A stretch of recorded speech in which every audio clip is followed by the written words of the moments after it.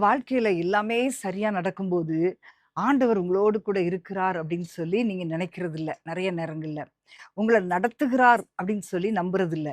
ஆனா தாவீது சொல்லுகிறான், இங்க என்னுடைய மேய்ப்பர், கர்த்தர் என் மேய்ப்பராய் இருக்கிறபடியினால், நான் தாழ்ச்சி அடையேன் என்று சொல்லுகிறார். இப்போ ஒரு ஆட்டுக்கு கண்டிப்பா மேய்ப்பன் தேவை. மேய்ப்பன் இருந்தா தான் சரியான வழியில நடத்த முடியும். மேய்ப்பன் இருந்தா தான் அந்த தண்ணீரண்டை கொண்டு போய் அவன் அந்த ஆடுகளுக்கு தண்ணீர் காட்ட முடியும். மேய்ப்பன் இருந்தா தான் புல்லுள்ள இடங்களுக்கு நடத்தி கொண்டு போய் அவர்களுக்கு அவைகளுக்கு ஆகாரம் கொடுக்க முடியும். மேய்ப்பன் இருந்தா தான் சத்துரு வரும்போது அந்த ஆடுகளை பாதுகாக்க முடியும்.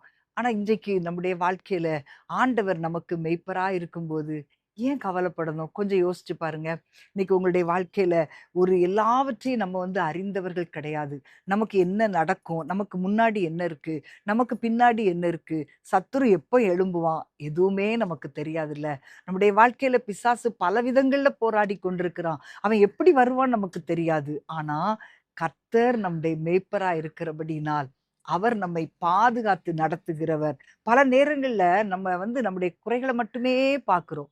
குறைகள மட்டுமே பார்த்துட்டு, அது இல்ல, இது இல்லன்னு சொல்லி ரொம்ப வேதனைப்படுறோம். ஆனா, கர்த்தர மேய்ப்பரா பாருங்க.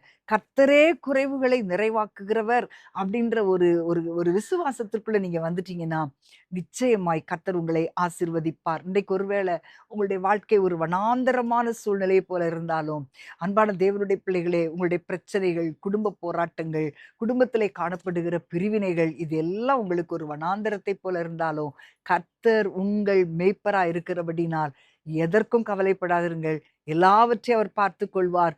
குறைவின்றி நடத்த அவர் உண்மை உள்ளவராயிருக்கிறார். கர்த்தர் உங்களை ஆசீர்வதிப்பார்.